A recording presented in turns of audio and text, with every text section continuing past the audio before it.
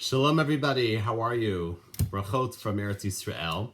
Hopefully, next time we'll see each other, not virtually, but in person in Eretz Yisrael. Hopefully, celebrating together with Korban Pesach and celebrating together in the Beit HaMikdash. But I thought I'd share with you some thoughts I was thinking about. One of the very fascinating minhagim, probably the highlight for almost every child on Leil HaSeder, is, of course, hiding the afikomen. I have very fond memories in my childhood of trying to find the best place to hide the afikomen, so my father or grandfather, whoever the Baal HaSeder was, couldn't find it. But really, it's quite a troubling minhag. If you think about it, what we are teaching our children is to take the afikomen from our parents, steal it, in effect, and then hold it ransom for something that we really want, and then make our father or grandfather, some old man, crawl on his hands and knees trying to find the afikomen that we stole from them.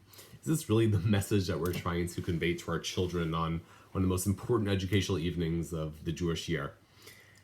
And I was thinking that maybe there's something deeper to this game of hide and go seek that we play with afikomen. There's a teaching from the main disciple of Rabbi Nachman of Breslov, Rabbi Natan, and he teaches something very beautiful. He says that matzah and chametz are really one and the same, right? They're both flour and water, and really the only difference between them is the concept of time, right? That once it's over the 18 minutes, so then it is no longer matzah, now it becomes chametz after the 18 minutes. And so he says, Rabbi Natan, that matzah represents without tzimtzum, without concealment. There's an idea in Kabbalah that God created the world, he concealed himself. And matzah represents without that concealment, whereas chametz represents the world of concealment, of tzimtzum. So before creation, so there was no time, there was no space, right? Therefore, there was really no need for God to conceal himself. But to allow for the existence of chai, which is gematria 18 minutes, so HaKadosh Baruch Hu had to conceal himself. Now, therefore, matzah represents the primordial existence, the existence before the existence, before creation, before time. And chametz represents time, represents the physical world.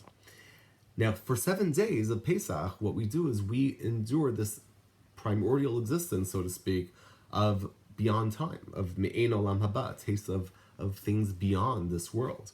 And maybe on Pesach, we return to this existence when there was only God, when there was no physicality, there was no tzimtzum, no concealment, there was no physical world for a Kadosh Baruch Hu to hide in. And that is really the Pesach experience. It's a world where there's no confusion, there's no atheism, there's only clarity, spirituality, or einod milvado, right? That's the world that will be. That's represented on Pesach. And that, of course, is represented by matzah. And perhaps that's why the Mizbeach was always kosher Pesach.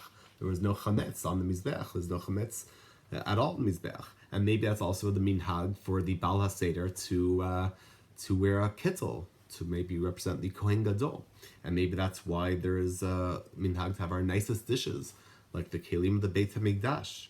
So just as the Beit HaMikdash really represents a world that will be, it's a taste of the perfected world. That's maybe why, according to one opinion, the Kohanim aren't allowed to have any interaction with death, with burial, because it's representing a world that will be, a world to come, the Yemot HaMashiach. And maybe so too is the Pesach experience. Vayru ha'am et Adonai ve'aminu b'Adonai Moshe Abdo. Right? It's an experience of seeing Hashem in its full clarity beyond the physical world. And maybe that's the idea of this whole game of the afikomen, of the game of hide and go seek. HaKadosh Baruch Hu hides in the physical world, and our role is to find it and to reveal HaKadosh Baruch Hu in the world. And that is why we do this in Tzafun. Tzafun is one of the seemingly shortest, smallest, and might be incorrectly understood as the most insignificant part of the Seder. But Tzafun is where we remove the afikomen from its concealment and reveal it.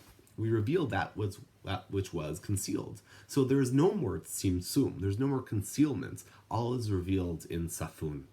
All that was broken in Yachatz is now whole again, right? That's Tikkun Olam, when everything becomes complete. Everything that was broken is now healed, is now corrected. And only maybe after that level, only after when we reveal the hidden, the tzafun, only then can we do barich and then halel. And there's an idea in halacha in maftirin achar afikoman that they're not allowed to have anything to eat or drink except for the 2 cups after the afikoman, so the taste lingers in our mouths. And maybe the idea is that we leave the Seder with that taste in our mouth, the taste of this perfected world, this taste of the way the world should be, this tikkun olam, the way things will be. And maybe the idea is that we leave the Seder motivated to say, this is what our role is. We're the ones, l'taken olam malchut shakai. We're supposed to bring about this world of tikkun olam. And that is our motivation. And I was thinking that tzafun is also related to tzafon, the direction of north. And the root of tzafon is tzaf, to look out.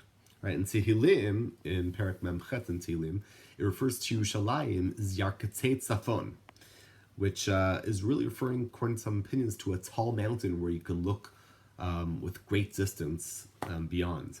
And really, maybe that's the idea of Afikoman. The Afikoman gives us a vision to look beyond what is and see what will be, see a future, see a perfected world. And maybe that's also true about ourselves. Right? In the events of Yetziat Mitzrayim, our ancestors for hundreds of years were slaves, and all of a sudden they were given a glimpse of what they could be, that they were more than just slaves. And that's really true about us also. There is so much that is hidden from us, so much that is safun, so much that we hide from ourselves. And I think this is very true, that unfortunately people hide their greatness from themselves. They hide the potential from themselves. And maybe they do this because they're afraid of it. They're afraid of seeing their true greatness, their true potential. Because we do so if we reveal that concealed greatness, that concealed kedusha. So then there's ramifications for that. It means that we're selling ourselves short. It means that that our excuses are just that, excuses. And maybe that's the idea of the Afikoman, is that we have to search for the tzafun, what is concealed within us, the light, the greatness, the kedusha that is concealed within ourselves. And at Yachatz, before we separate the middle matzah and break it into the Afikoman, so the matzah at that point represents lechem oni, the bread of poverty, the bread of suffering. But however, at the end of the Seder, by tzafun, so now the Yachatz, the matzah, now represents the Korban Pesach. So it's transformed from lechem oni to Korban Pesach. So I want to give everyone a bracha that with the help of HaKadosh Baruch Hu, this Leil HaSeder, we should seek to reveal the divine within us, the godliness in the world, the godliness that is within ourselves. And when we do that, we surely will be able to get a glimpse of the Yemot HaMashiach, of the world that will be, and declare with confidence, Bezrat Hashem, this year, L'Shana Haba, B'Yerushalayim Habnuya. Everyone, wishing you all a Chag Kasher V'Sameach.